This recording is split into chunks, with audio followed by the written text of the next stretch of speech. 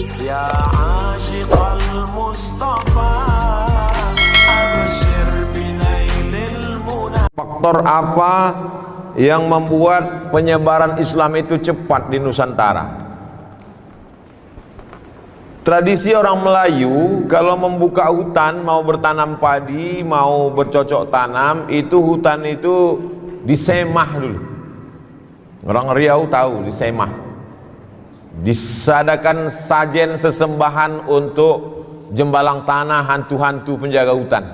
Hai hantu segala hantu, tolong nanti angin nih jangan kencang supaya apinya yang terbakar ke sana. Tolong nanti maka dipotongkanlah di situ kepala kambing, dipotong kambing lalu digali tanah, dimasukkanlah kepala kambing.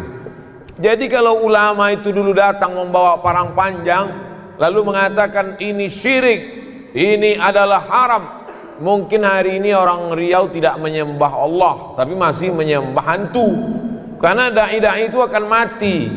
Lalu bagaimana metode yang dipakai ulama dulu? Datanglah ulama ke Siak, lalu melihat orang Melayu masih memotong kepala kambing masuk ke dalam, ditanya, apa yang kau masukkan ke dalam tanah itu? Kata orang Melayu, aku memasukkan kepala kambing.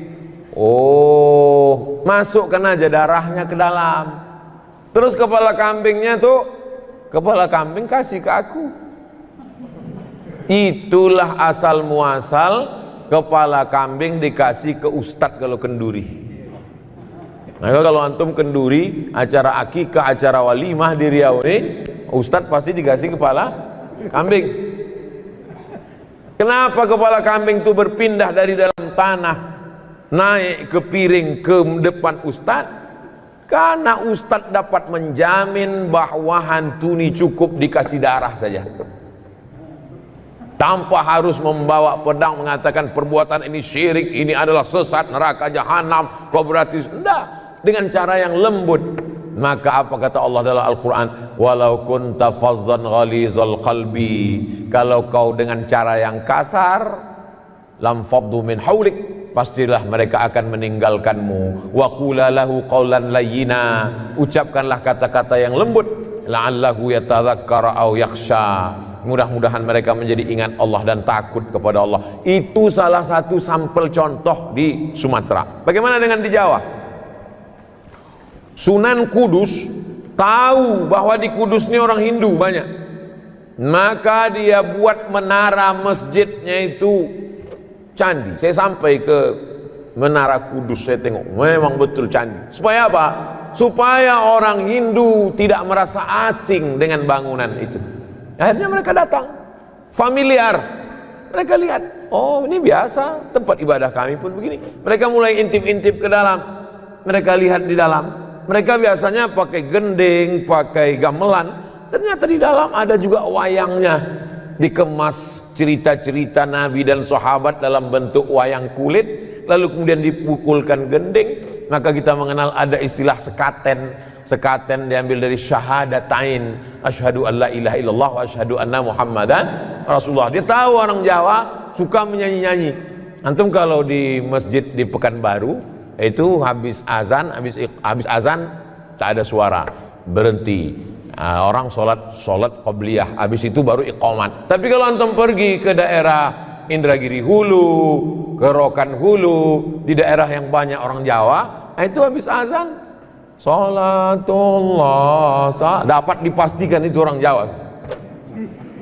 Kenapa? Suka mereka menyanyi-nyanyi. Maka nyanyi-nyanyi itu dirubah, yang sebelumnya syair-syair bahasa Jawa tetap dengan bahasanya, tapi maknanya. Itulah yang mempercepat proses Islam yang pertama, dengan cara kelembutan dan local wisdom, kebijaksanaan lokal. Yang kedua, langsung pucuk kekuasaannya itu mereka genggam.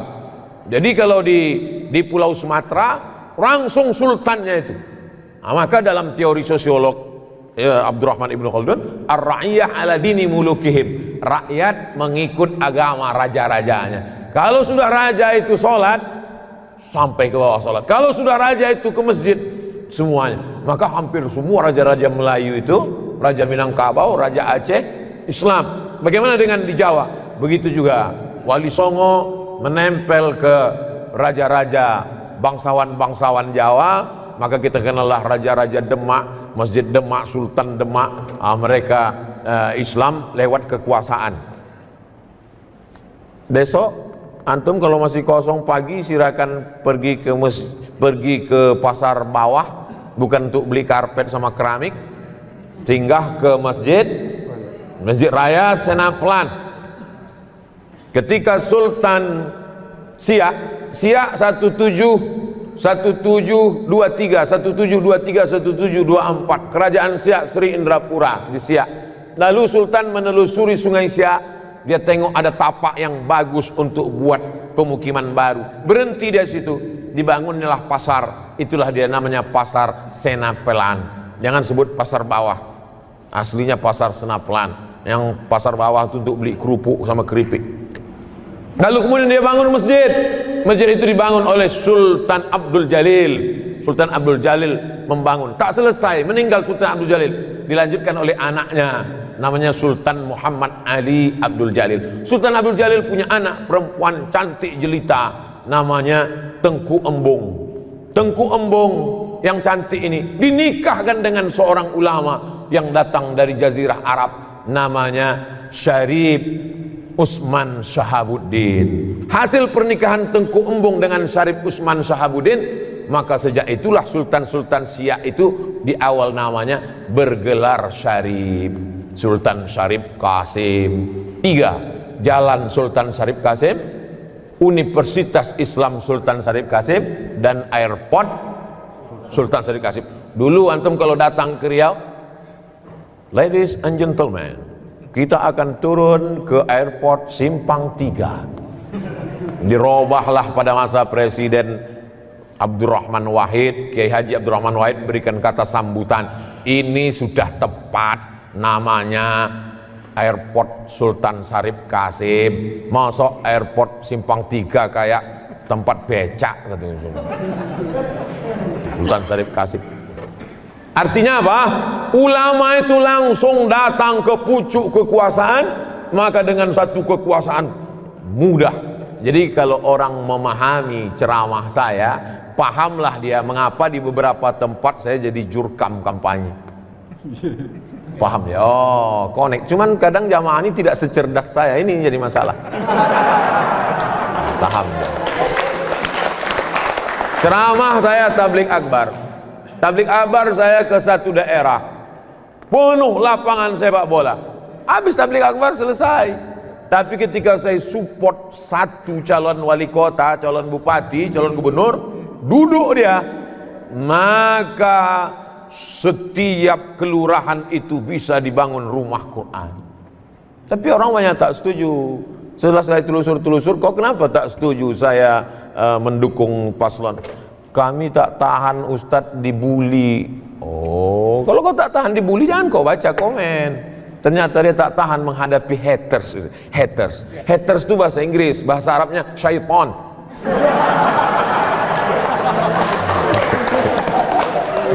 Nah, jadi dakwah saya, ceramah saya di mana-mana itu 3. Perbaikan pendidikan, masukkan anak ke pondok pesantren, tahfiz Quran, yang punya tanah wakafkan tanah. Kedua, perbaikan ekonomi, gerakan belanja ke warung tetangga.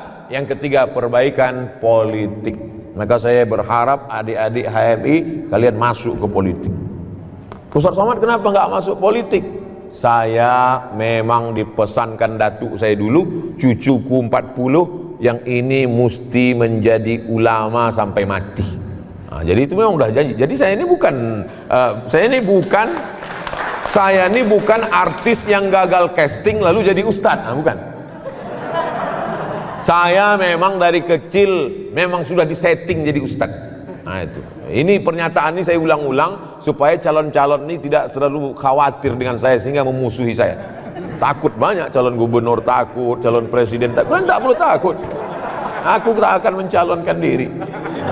Tapi calonku bisa jadi maju dari HMI kan? Nah, itu kan.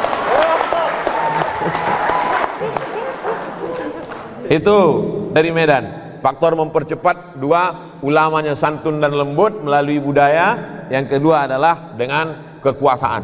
Yang kedua, dari Aceh Langsa, bagaimana mempercepat perubahan ini Pak Ustadz?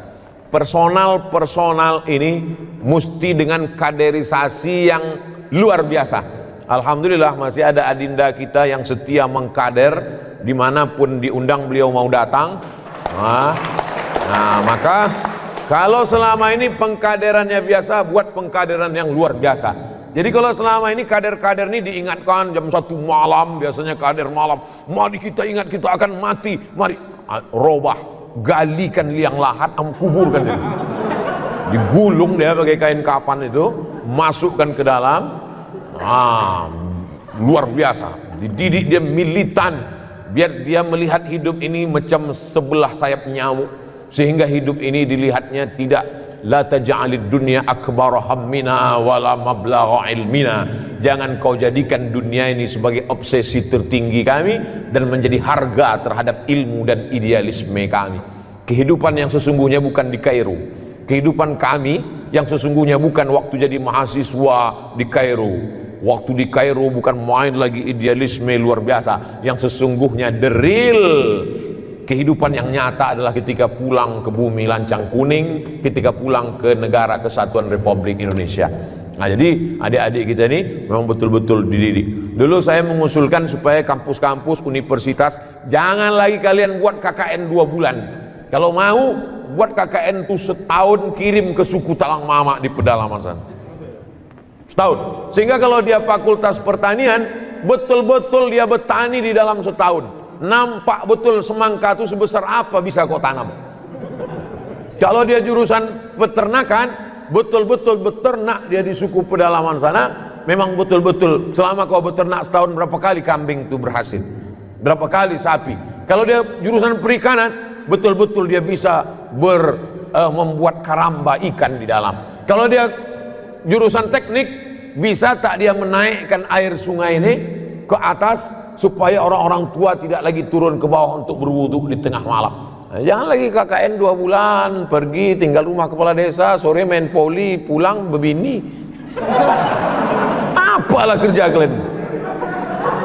Jadi buatlah pengkaderan yang luar biasa. Itu udah bolak-balik saya sampaikan. Tapi rektor-rektor takut melaksanakan ide saya ini. Jangankan untuk melaksanakan ide saya, ngundang saya aja takut. Maka saya heran kok berani HMI ini.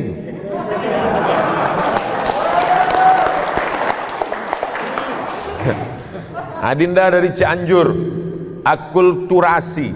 Jadi saya masuk ke suku Akit, ke suku Talang Mama, ke suku Laut, di suku Laut itu seminggu saya masuk ke suku Akit, tidur di dalam. Di suku Talang Mama setiap 6 bulan sekali. Jadi saya tanyalah, bagaimanalah bunyi mantra-mantra kalian? Jadi saya catat itu mantra-mantranya itu. Mantra-mantra. Tapi yang dikasihnya pelet pula. Jampi-jampi. Tak mau pula terbuka. Install add-on Samsung Note kata dia. Nah, tapi di situ ada ujungnya adalah berkat la ilaha illallah. Jadi yang antum maksud tadi terjadi di Pulau Jawa, terjadi di Pulau Kalimantan, terjadi di Pulau Sumatera, proses islamisasi yang belum selesai. Jadi dai masuk ke dalam hutan, dia hanya baru sampai menjelaskan la ilaha illallah Muhammadur Rasulullah, belum sampai masuk fikih sholat. Akhirnya mereka di ujung-ujung mantranya itu berkat la ilaha illallah Muhammadur Rasulullah. Sirat akad nikahnya pun Islam, tapi mereka tak sholat. Nah, jadi kalau ada kawan-kawan antum anak HMI yang tahu syahadat tapi tak sholat, itu termasuklah yang dai yang belum selesai tadi. Nah, dia downloadnya belum sampai finish, baru 15%, kemudian paket habis. Nah, itu dia. Nah, jadi itu yang antum sebut tadi. Terus itu tanggung jawab siapa? Jangan kita salahkan ulama dulu. Itu adalah tanggung jawab kita bersama untuk menyempurnakan download mereka ini. Maka saya berharap ke depan program-program kami ini juga bersinergi dengan HMI insyaallah. Masuk kita ke dalam. Karena ini tak bisa sekedar kirim nanti, tapi jangan semua, beberapa tokoh-tokoh leadernya supaya bersinergi ke dalam. Lalu kemudian tentang masalah kita dengan Belanda dikatakan kalah. Ada dua lukisan penangkapan Pangeran Diponegoro. Satu yang dibuat oleh Belanda, dibuat di situ Pangeran Diponegoro dalam keadaan ketakutan, pucat pasi. Lalu kemudian seorang pelukis Indonesia, Raden Saleh, dia lihat, ini nggak benar, maka dia buat lukisan versi dia. Nampak Pangeran Diponegoro dengan gagah berani, walaupun berhadapan dengan musuh. Dan itu yang benar. Sejarah akan ditulis oleh pemenang. Anehnya, Indonesia melawan kita, kita yang menang, dan sejarah kita ditulis mengikut cerita Belanda. Siapa yang memperbaiki ini? Sejarawan-sejarawan dari HMI. Kalian harus luruskan. Lukisannya aja perlu diluruskan, apalagi sejarahnya. Kita tidak pernah kalah, kita menang. Bambu runcing bekal kita. Seorang ahli zikir tidak hanya sekedar berzikir di masjid, tapi dia berzikir menggetarkan jamaah. Maka Belanda melihat orang ini berbahaya. Dia adalah mursyid tarekat khalwatiyah. Khalwat artinya bersunyi-sunyi dengan Allah, merasa sunyi di tengah keramaian. Nampaknya ramai, tapi sunyi hanya karena berdua dengan Allah SWT. Nampaknya sunyi sendiri, tapi ramai karena berdua dengan Allah SWT. Maka disebut dengan tarekat khalwatiyah. Namanya Syekh Yusuf Al-Makassari Tajul Khalwati. Taj artinya crown, mahkota. Mahkota tarekat khalwatiyah. Belanda melihat orang ini berbahaya, buang dia. Dibuang ke Ceylon. Sampai di Ceylon, apa yang dia lakukan? Dia menyebarkan Islam di Sri Lanka. Masuk Islamlah orang Sri Lanka. Akhirnya orang Inggris di Sri Lanka pun pusing melihat dia. Ini orang berbahaya di Ceylon. Campakkan lagi. Belanda melihat dia berbahaya, buang. Ceylon melihat dia berbahaya, buang. Akhirnya dicampakkanlah dia ke Cape Town, Afrika Selatan. Di Cape Town apakah dia stres, depresi? Tidak. Di Cape Town dia membangun kampung Melayu, kampung Islam. Dan kemudian Presiden Nelson Mandela memberikan penghargaan sebagai pahlawan Afrika Selatan. Jadi orang Indonesia tidak pernah kalah. Dia hanya kalah di mata sejarawan yang menulis menurut versi mereka. Dari senjatanya, dari kekuatannya. Apa kekuatan Syekh Yusuf itu? Kekuatannya ada pada la ilaha illallah Muhammadur Rasulullah. Kalau Allah besar di dalam hatimu, maka dunia ini kecil di depan matamu. Kalau Allah besar dalam jiwamu, maka segala permasalahan dunia ini hampa, kecil materi ini, tak ada apa-apanya. Itulah yang mesti ditanamkan dalam. Tapi dia tidak sekedar orasi saja. Karena kalau sekedar pelatihan nanti bisa aja jam tengah malam, besarkan Allah dalam hatimu, dunia kecil. Begitu datang duit sekoper, besar juga dunia ini. Menguji emas dengan api. Emas kalau kita mau tahu dia emas murni atau emas campuran, bakar dengan api. Ketika dibakar dengan api, memisah nanti mana emas mana perak. Menguji emas dengan api, menguji orang dengan uang. Menguji orang dengan uang dan materi. Di saat materi itu datang, disitulah baru nampak mana yang sesungguhnya HMI asli dan mana HMI yang ijuk saja. Ijuk dengan rambut susah dibedakan bagi yang tak tahu mana rambut, mana ijuk, mana lalang, mana rumput asli. Karena sekarang memang semuanya penuh dengan kepalsuan. Saya kemarin diundang ke hotel acara pernikahan. Bunga-bunganya palsu. Semua bunga plastik. Semua bunga plastik. Permintaan maafnya pun palsu. Yang minta maaf mempelai laki-laki kepada emak sama ayahnya. Tapi yang ngomong orang lain, oh ayah, dari kecil kau menyekolahkan aku. Oh ibu, antum tengok itu. Semuanya penuh dengan kepalsuan dan sandiwara. Tapi HMI tidak demikian. Ini dia kasih asli, buahnya asli. Dia tak mau yang plastik. Hah? Apel mele apple. Hah? Asli. Oleh sebab itu antum jangan terpukau dengan kepalsuan ini. Wallahu a'lam. Assalamualaikum Ustaz. Waalaikumsalam warahmatullahi wabarakatuh. Saya mau tanya, ada orang tua masih hidup tapi dia membagi harta warisan kepada anaknya, namun ada satu anaknya tidak dia kasih karena sikit pun tak dia kasih. Gimana itu Pak Ustaz? Kalau dibagi waktu masih hidup namanya hibah. Kalau dibagi masih hidup tapi diserahkan sesudah mati namanya wasiat. Wasiat tak boleh lebih dari total sepertiga harta. Itu ruko yang ada di Batam, ku kasih untuk kau, tapi nanti sesudah aku mati, apa namanya? Wasiat. Ternyata harga ruko itu 1 miliar. Harga ruko 1 miliar, warisan dia totalnya 2 miliar. Maka yang sah untuk si anak hanya 666 juta. Yang 1,3 mesti tetap dibagi kepada ahli dua. Kalau serahkan masih hidup, ambillah bulat-bulat, namanya hibah, tak ada batasannya.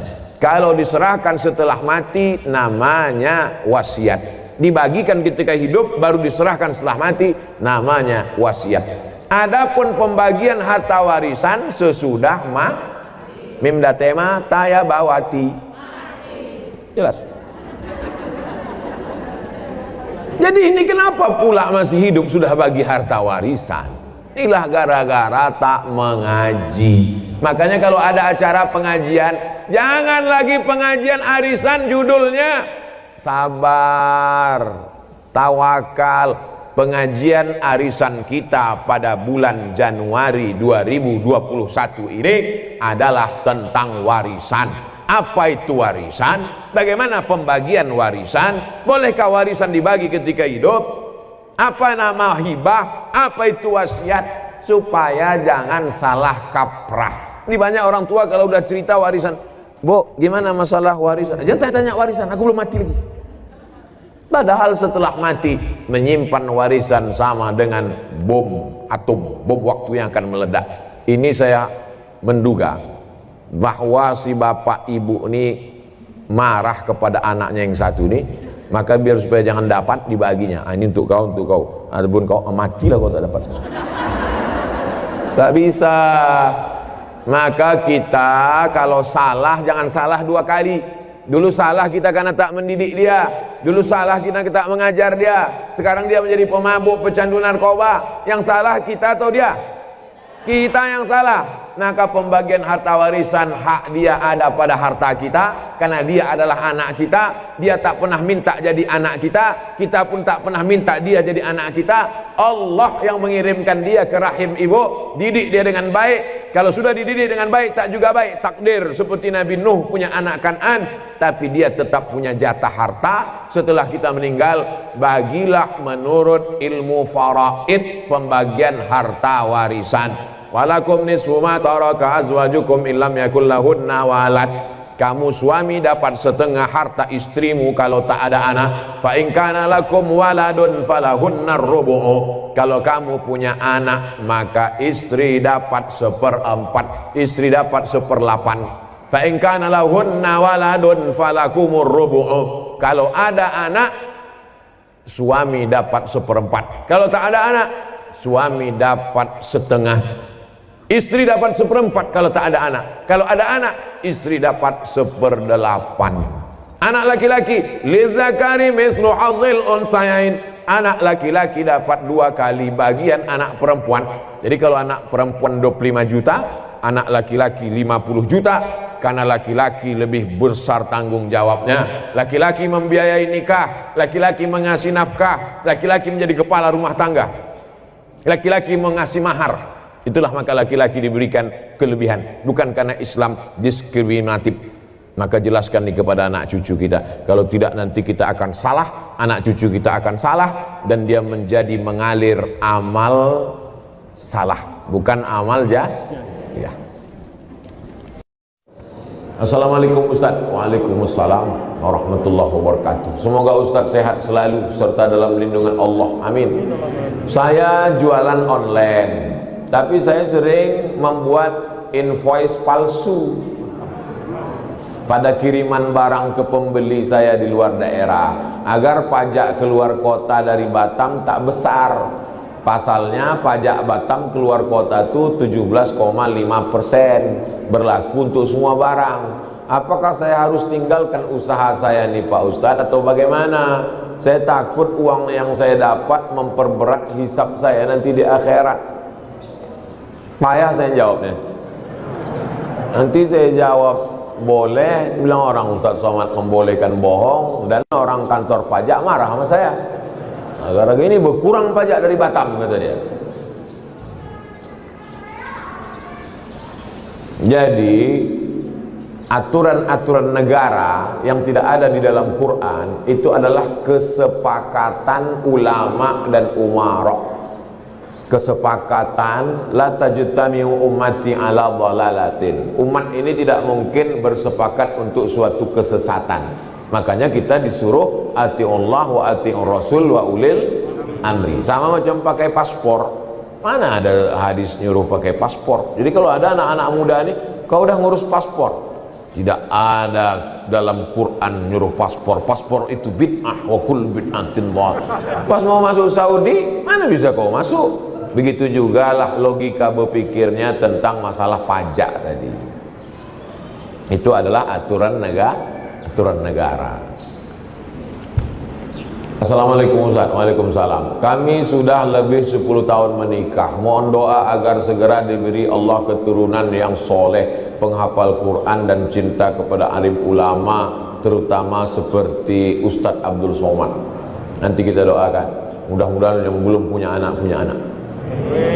Saya udah 40 tahun Pak Ustadz belum juga punya anak. Hah? Kenapa gitu? Belum nikah. Nikah lah. Nikah. Nanti di akhir majelis kita berdoa. Bagaimana saya menghadapi ibu kandung saya yang tak adil terhadap adab anaknya dalam memberikan kasih sayang? Masalahnya ibu saya terlalu berlebihan kepada anak yang satu saja. Ittaqullah, kata Nabi. Hai ayah, hai ibu, ittaqullah, takwalah kamu kepada Allah.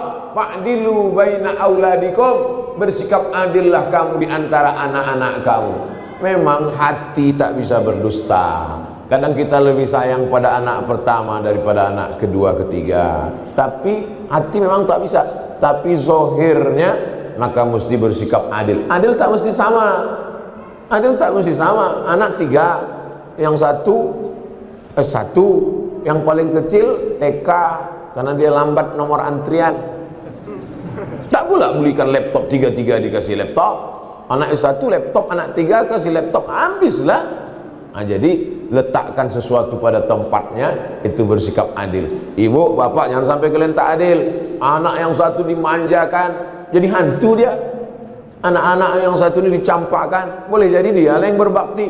Nah, jadi kita tak tahu entah mana buah hati, belayan jiwa, permata-permata ini yang akan menolong kita di hadapan Allah. Yang pasti anak-anak kita itu adalah amal jariyah, waladun solihun, anak soleh. Bagaimana hukumnya orang meninggal dan belum jelas karena virus corona, sementara langsung dikubur, tak dibuka baju dan pampersnya? Dan kalau memang jelas corona, apakah termasuk mati syahid? Hai pegawai-pegawai, dokter-dokter, bidan-bidan di rumah sakit, kalian akan dituntut di hadapan Allah seperti aku juga akan dituntut dalam setiap ucapanku ini. Ma yalfizu min qaulin, semua cakap yang keluar dari mulutmu Abdul Somad, kau akan dituntut. Maka begitu juga kau saudara-saudaraku akan dituntut. Apakah kau amanah atau kau curang di situ? Apakah betul atau hanya kau permainkan di situ? Maka setiap akan diminta la tus'alunna yauma idzin anin na'im. Inna sam'a, telinga, dengar baik-baik Pak Dokter, dengar baik-baik Bu Perawat. Wal basar, pandang tengok baik-baik, apakah betul ini kena Covid atau tidak. Wal fuad, pikir baik-baik, kau dapat berapa di dunia ini, di akhirat nanti pertanggungjawabannya macam mana, hisabnya. titian siratal mustaqimnya, azab kuburnya, nikmat sesaat. Setelah dapat kau pastikan bahwa ini Covid, katakan Covid. Kalau tak Covid, balikkan ke keluarganya biar bisa diselenggarakan jenazahnya. Kalau ini memang betul Covid, maka ada petugas jenazah pakai baju astronot, bersampul semuanya, buka pampersnya karena ada najis di situ, lalu kemudian tayamumkan karena tak bisa dimandikan. Maka secara fikih orang yang kena penyakit menular ditayamumkan. Walaupun kau pakai plastik, pakai baju astronot, ambil tanah, pukulkan, sapukan ke mukanya sekali, sapukan. Jangan takut kena matanya, tak akan berkedip. Sapukan ke tangannya, setelah itu pakaikan kain kafan, setelah itu bungkus plastik, karena dia adalah saudaramu. Kami berterima kasih kepada kalian Bapak Bidan, Bapak Dokter, Ibu Bidan, Ibu Dokter, karena kalian sudah menyelamatkan. Kalianlah ujung tombak perjuangan. Kalau kalian amanah, maka semua pahala kalian dapat. Tapi kalau kalian berkhianat, maka sesungguhnya dosanya juga akan berlipat-lipat. Kenapa? Karena mereka melaksanakan fardu kifayah.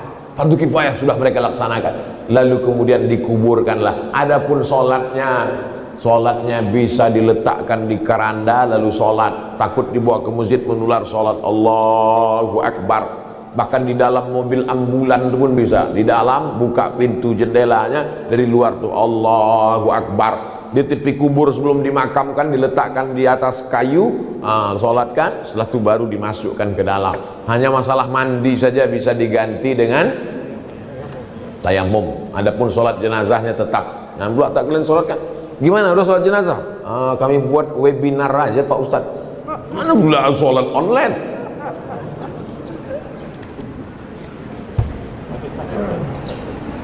Al-mat'unu syahid. Orang yang kena wabah matinya mati syahid. Tapi kalau orang mati syahid tak perlu dimandikan Pak Ustadz. Syahid yang mana guys?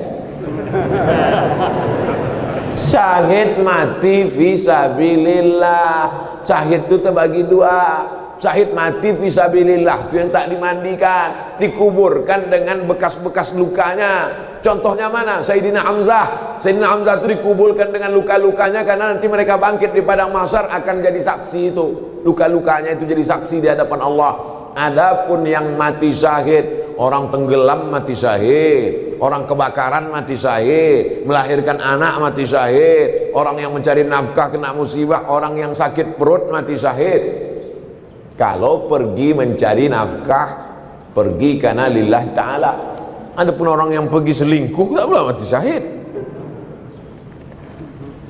Mati syahid yang jenis kedua ini tetap dimandikan. Tak bisa dimandikan, kafankan. Jadi jangan artikan orang kena dia tak lagi kami mandikan. Kenapa? Karena mati syahid. Ini adalah kebodohan yang terstruktur. Bukan syahid itu yang tak dimandikan itu. Dari Habibuddin Batubara. Saya seorang kakek, datuk kakek usia 70 tahun. Solat saya banyak tinggal. Bagaimana saya menghitung solat yang qadha itu? Dihitung aja datuk, berapa yang tinggal dulu di qadha sekarang semampunya. Tak bisa tegak berdiri, duduk.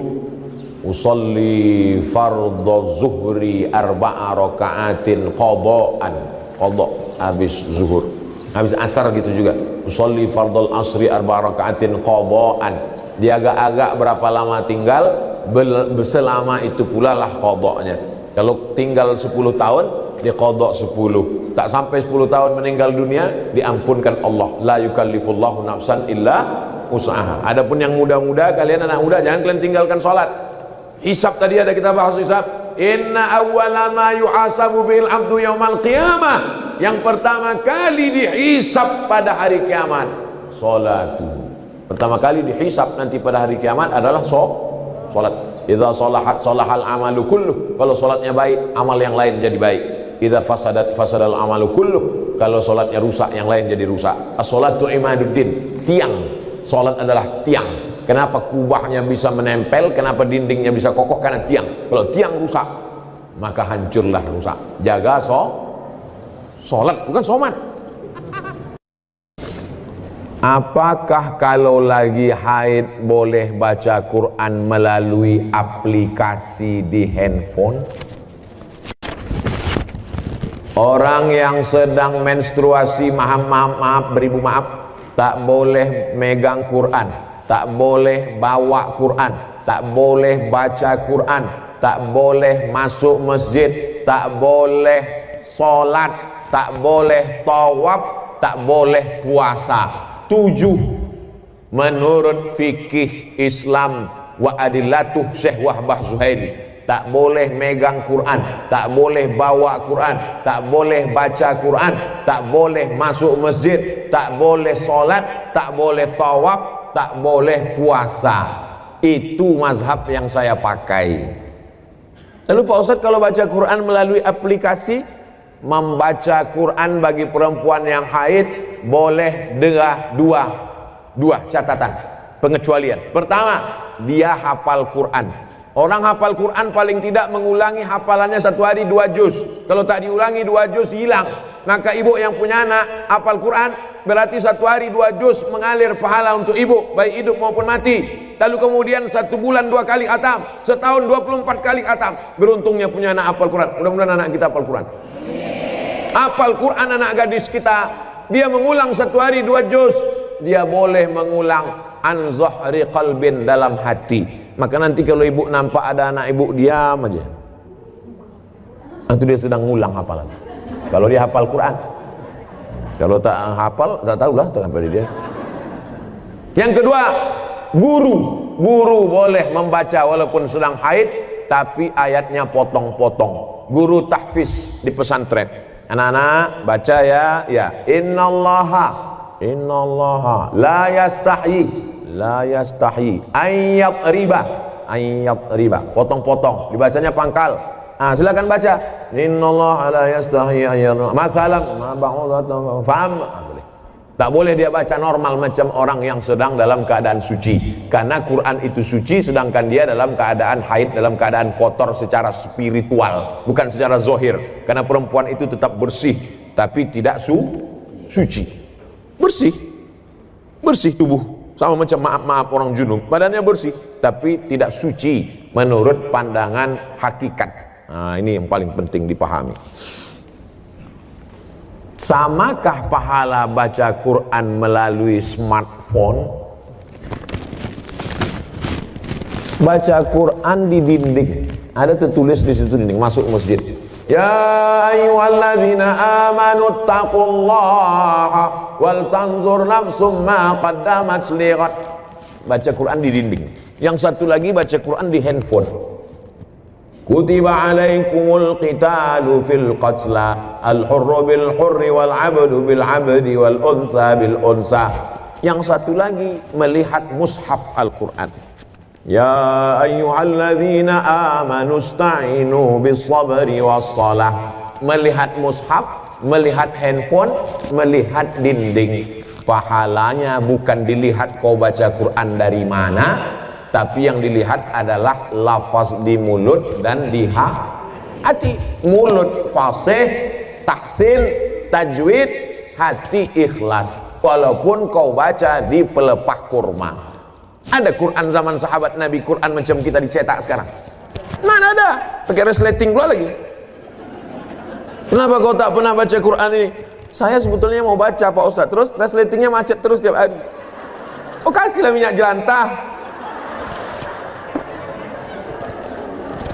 Dulu Quran ditulis di pelepah korma, di tulang onta, di batu yang, batu apa namanya itu? Batu lepes, batu ceper macam piring, ditulis. Jadi Quran tidak dilihat di mana, mau di kertas. Kertas adanya bambu yang ditumbuk, bambu, tahu bambu? Buluh, ditumbuk halus jadi bubur, dijemur. Itulah asal muasal kertas dari Cina. Lalu kemudian ada kertas satu lagi di Mesir, pohon bardi, tumbuhnya di tepi sungai Nil, disusun-susun melintang membujur, dipres pakai pakai tanah liat, dijemur. Namanya kertas papirus. Kertas paling tua dua, satu dari Mesir, Fir'aun, satu dari Cina. Lalu kemudian barulah belakangan datang kertas masuk ke kota Makkah. Jadi Quran ditulis di kertas, di batu lepes, di tulang onta, di pelepah korma. Yang dilihat bukan baca di mananya, tapi yang dilihat adalah pelafazan mulut dan keikhlasan hati.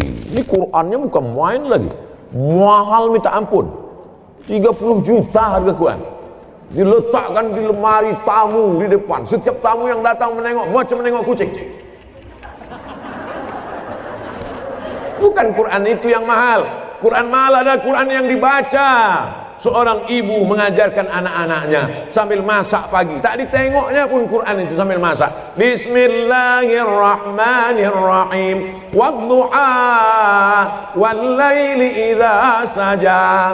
Ma wadda'aka rabbuka wa ma qala. Walal akhiratu khairul laka minal ula. Sambil belajar ditengoknya. Tapi Quran yang ibu ajarkan ke anak ibu itu, itulah yang dibawanya sholat. Usahakan ibu yang membacakan Al-Fatihah ke anak ibu. Supaya apa? 17 kali sehari pahalanya mengalir ke ibu. Ibu yang membacakan Fatihah ke dia. Yang belum membacakan, balik dari sini nanti, bacakan. Yang balik sekarang, nanti habis acara ini. Nak, baca Fatihah nak. Bismillahirrahmanirrahim. Itu hanya kurang halus sedikit.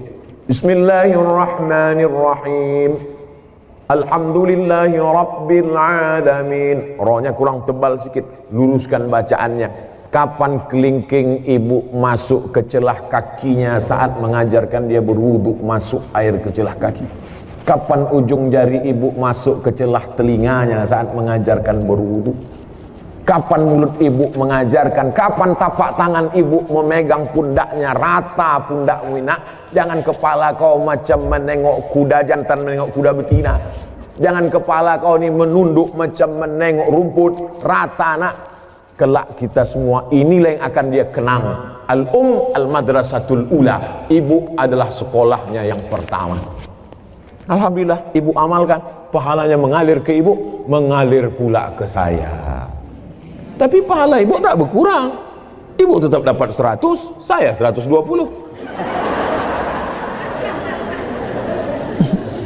Karena saya tengok ibu macam-macam tak setuju. Assalamualaikum Pak Ustaz. Waalaikumsalam warahmatullahi wabarakatuh. Apakah seorang istri berdosa bila menolak diajak hubungan jarak jauh? Karena semenjak pandemi kita tak bisa berkumpul. Macam mana hubungan jarak jauh?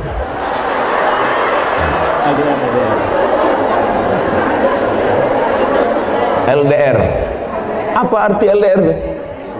Long distance relationship. Wah, macam ABG pula Ustaz.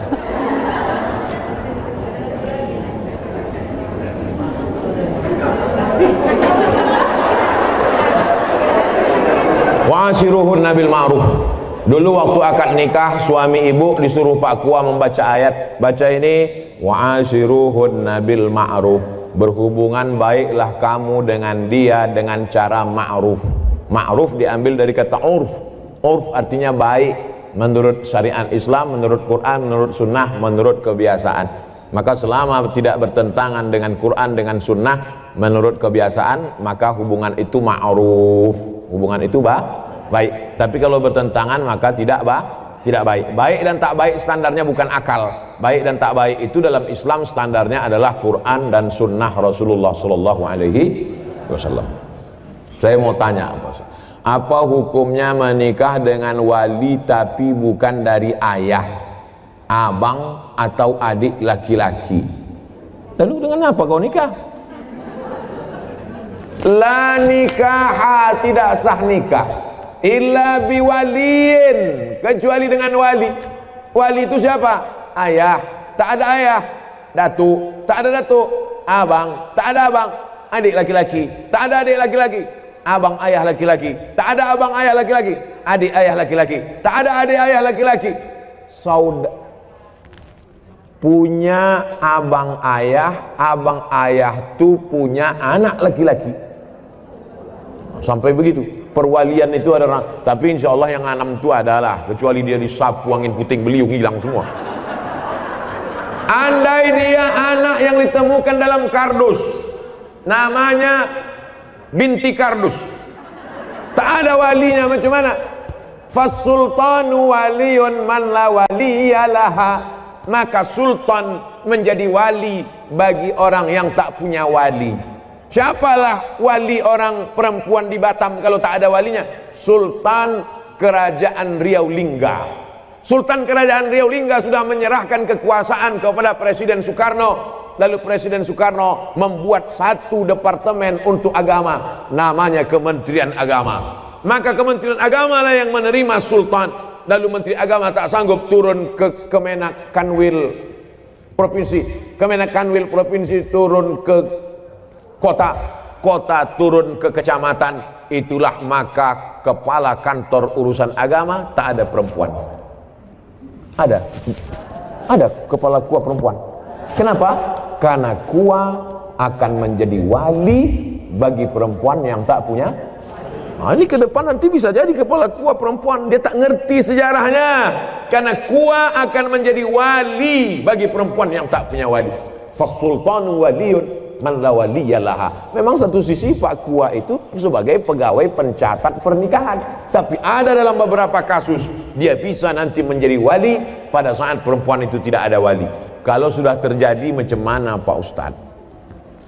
Diulang akad nikah. Balik anak gadis kita membawa lakinya, hilang seminggu, pulang-pulang berbadan 2. Balik dia ke rumah, mak ini lakiku, katanya. Kapan kau nikah? Aku pergi nikah kemarin. Wali kau siapa? Udah aku beli wali, katanya. Enak aja sekarang, lu tak belajar, jahil. Jangan karena takut kepada orang, diulang akad nikahnya balik, cari walinya yang 6 tadi, lalu diulang. Aku nikahkan engkau dengan anakku dengan mahar, aku nikahkan engkau dengan cucuku dengan mahar, aku nikahkan engkau dengan adikku, aku nikahkan dengan keponakanku dengan mahar sebentuk cincin emas tunai. Sah. Diulang balik. Lalu perbuatan dia dari mulai dia nikah tak jelas ke nikah yang jelas ini zina. Nauzubillah. Selamatkanlah anak-anak gadis kami, ya Allah. Assalamualaikum Ustaz. Waalaikumsalam warahmatullahi wabarakatuh. Apa mazhab itu Pak Ustaz? Mazhab diambil dari kata zahaba. Zahaba artinya jalan. Mazhab adalah jalan. Kalau orang mau pergi ke Batam, ada jalannya naik pesawat. Kemarin saya naik pesawat, pesawatnya perempuan, Citylink. Asik berpantun aja di atas. Awak takut jatuh, dia berpantun. Ada pula yang datang ke Batam ini naik kapal, bukan Titanic, kapal jelati. Nah, macam-macam. Jadi mazhab adalah jalan untuk sampai kepada tujuan. Maka untuk sampai kepada tujuan ibadah yang benar, ada rukun, ada syarat, ada wajib, ada sunat, ada makruh, ada mubah. Maka ulama menyusun. Maka ulama yang menyusun jalan itu disebut dengan mazhab Hanafi, disusun oleh Imam Abu Hanifah. Mazhab Maliki disusun oleh Imam Malik bin Anas. Mazhab Syafi'i disusun oleh Muhammad bin Idris. Mazhab Hambali disusun oleh Imam Ahmad bin Hambal. Saya menempuh jalan yang dibuat oleh Imam Syafi'i. Kenapa Ustaz pakai mazhab Syafi'i? Dulu di pesantren pakai mazhab Syafi'i. Pergi ke Mesir, di Mesir kalau kita sekolah Bu, dibuat itu nama Abdul Somad, jinsiyah, nationality, dari negara mana? Indonesia. Mazhabnya apa? Buat mazhab Syafi'i. Datang kawan saya dari Jawa Timur, dibuatnya Hanafi. Kok kenapa kau pilih mazhab Hanafi? Senyum dia. Kenapa kau pilih Hanafi? Bukunya tipis-tipis gitu. Ada orang yang jadi ustadz juga sekarang, kawan saya. Tak boleh sebut nama, menjaga kode etik. Apa benar jika kita belajar dengan seorang guru yang kita tidak tahu mazhabnya, kita tidak bakal masuk surga? Mayoritas Asia Tenggara, Indonesia, Malaysia, Brunei Darussalam, Patani Thailand Selatan, Moro Filipina, Singapura, mayoritas kita ini bermazhab Syafi'i. Jadi kalau ada orang mengatakan, Pak, mazhab Bapak apa? Saya tidak bermazhab, saya langsung ke Quran dan Sunnah. Berarti dia imam mazhab yang kelima. Nama Bapak siapa? Imam S. Arifin.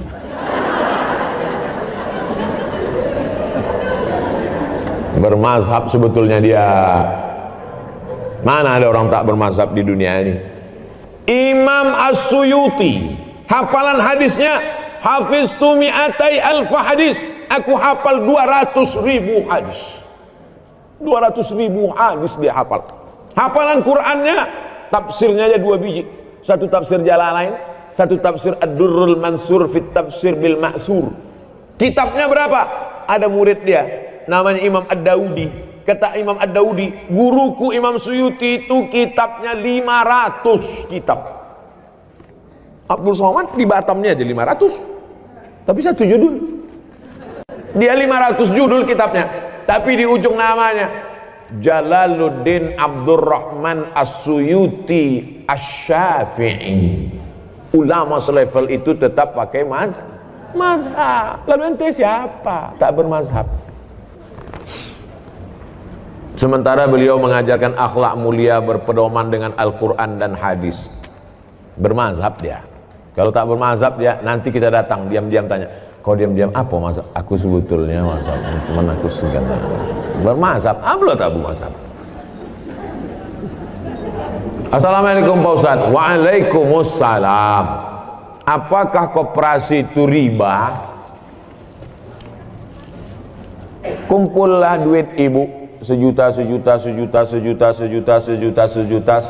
orang berarti 100 juta. Itu kumpullah duit 100 juta.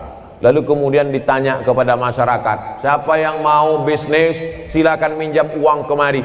Akhirnya minjam uang lah orang ramai-ramai. Minjam 10 juta bayar 12, minjam 100 bayar 120, minjam 20 bayar 24. Bunganya selama setahun dikumpul dibagi kepada seluruh bunga dari simpanan wajib.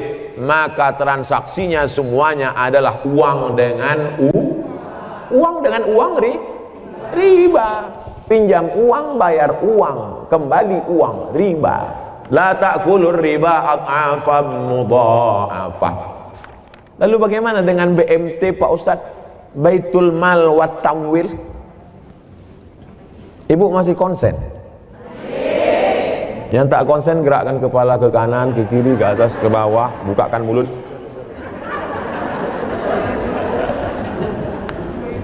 Ini koperasi, ini Baitul Mal. Udah jelas? Koperasi Baitul Mal, koperasi Baitul Mal. Datanglah saya ke koperasi. Assalamualaikum koperasi, selamat siang. Koperasi, bisa aku minjam duit koperasi? Berapa Pak? 200 juta mau beli mobil. Bisa, bayarnya nanti 250. Berarti akadnya uang dengan uang. Uang dengan uang riba. Dah selesai. Ini koperasi. Sekarang datang saya ke Baitul Mal wa Tamwil yang syariah, koperasi syariah. Assalamualaikum kop syariah. Waalaikumsalam. Ustadz Somad, boleh foto gak? Boleh, ada habis tuh.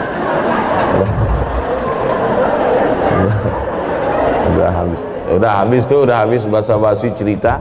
Apa tujuannya Pak Ustadz? Apa tujuan Pak Ustadz? Saya mau beli mobil. Berapa harganya Pak Ustadz? 200 juta. Bisa tak minjam duit? Mohon maaf Pak Ustadz, minjam duit tak bisa.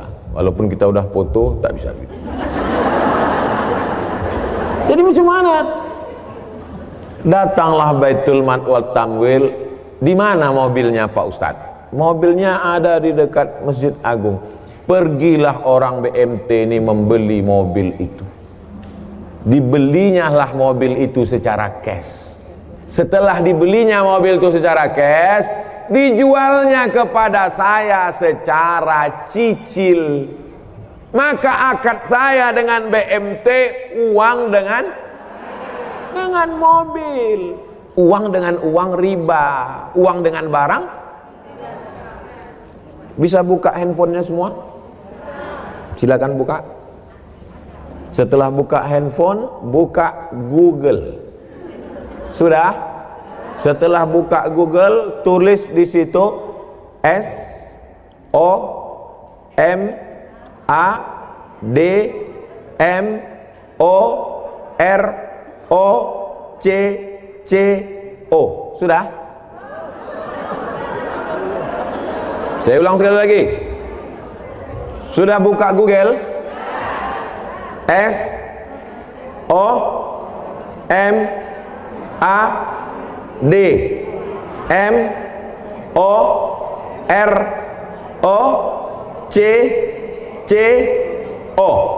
Sudah?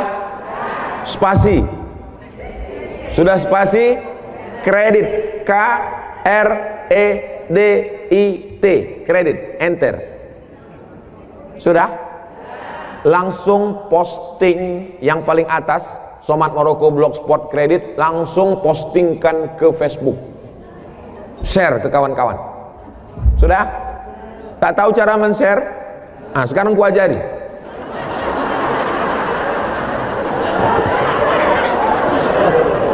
Nah itu di atas sebelah kanan yang ada titik 3, picit itu. Habis itu pilih FB di bawah, sama Instagram, sama pilih 3 sekali, Facebook, Instagram dengan WhatsApp. Share, bagi ke kawan-kawan tentang bolehnya akad uang dengan barang. Dah, setelah nampak tulisannya bisa baca di situ. Kredit. Kita baca ya. Majma' fikih, lembaga fikih Islam membolehkan jual beli dengan tempo jangka waktu pada konferensi ke-6 yang dilaksanakan di Jeddah pada tanggal 17 dan seterusnya. Bawah. Apa dalilnya? Jawaban, jual beli kredit itu tidak ada keberatan di dalamnya, artinya boleh jika waktu dan tambahannya diketahui berapa bulan, berapa tahun, berapa hari, meskipun harga kredit lebih mahal daripada harga kontan, karena penjual dapat manfaat. Penjual dapat manfaat tambahan harga, pembeli mendapat manfaat tempo jangka waktu. Mana dalilnya? Disebutkan dalam Sahih Bukhari dan Sahih Muslim bahwa Barirah dijual oleh tuannya. Barirah itu orang, waktu itu boleh menjual orang, budak hamba sahaya. Barirah dijual oleh tuannya dengan cara kredit selama 9 tahun. Jadi kredit zaman Nabi itu lebih lama dari sekarang. 9 tahun kreditnya. 1 tahunnya bayar 40 dirham. Ini menunjukkan bolehnya jual beli kredit karena tidak ada unsur gharar, ketidakpastian. Ke koperasi pinjam uang, bayar uang, berlebih uang, riba. Ke Baitul Mal wa Tanwil, kita transaksinya adalah antara uang dengan barang. Jelas? Jelas semua. Tak ada yang tak jelas. Wallahu a'lam bishawab. Baik, terima kasih Ustaz. Alhamdulillah pertanyaan sudah diakhiri semua. Dan sebelum diakhiri ada satu pertanyaan Ustaz. Ini satu pertanyaan spesial dari Radio Ustaz. Dari pendengar yang hari ini belum mendengarkan acara kita kesempatan kali ini. Pertanyaannya singkat padat jelas. Ini yang baca Ustaz. Yang pertama itu atas. Yang atas saja. Satu. Assalamualaikum. Waalaikumsalam warahmatullahi wabarakatuh. Allahumma salli ala Muhammad. Allahumma salli ala Sayyidina Muhammad wa ala ali Sayyidina Muhammad. Ustaz, saya ingin bertanya di luar tema. Dari tadi luar tema semua. Bagaimana cara menghadapi istri yang suka cerewet?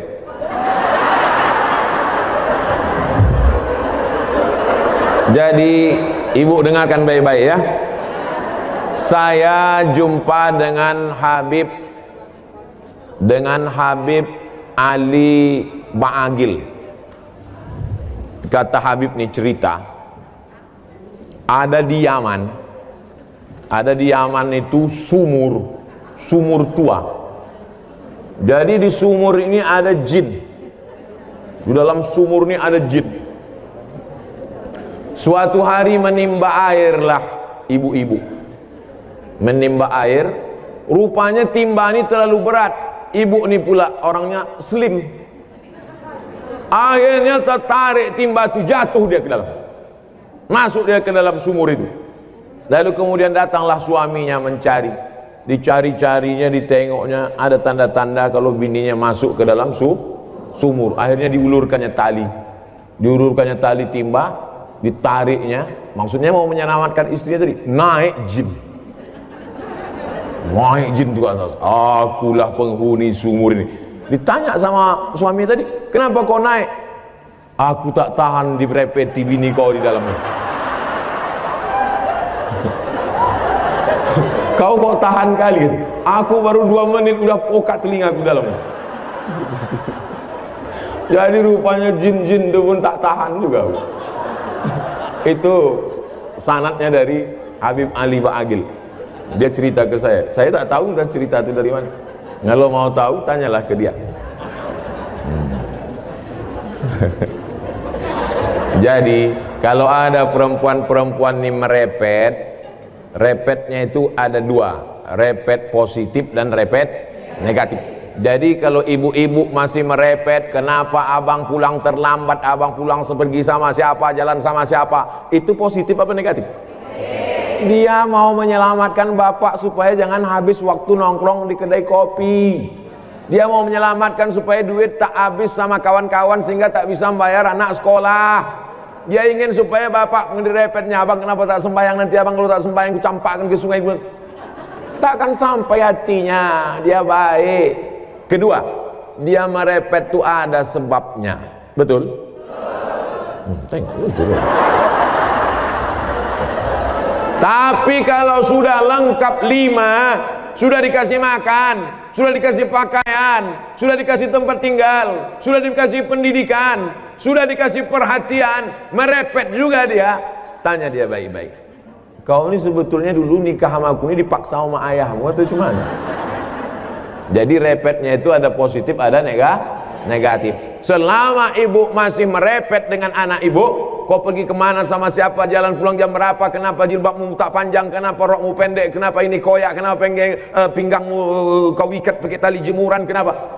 Selama ibu masih merepet, insya Allah selamatlah anak-anak kita, insya Allah. Selagi ibu masih bisa merepet, merepetlah bu. Siap merepet, takbir. Repet.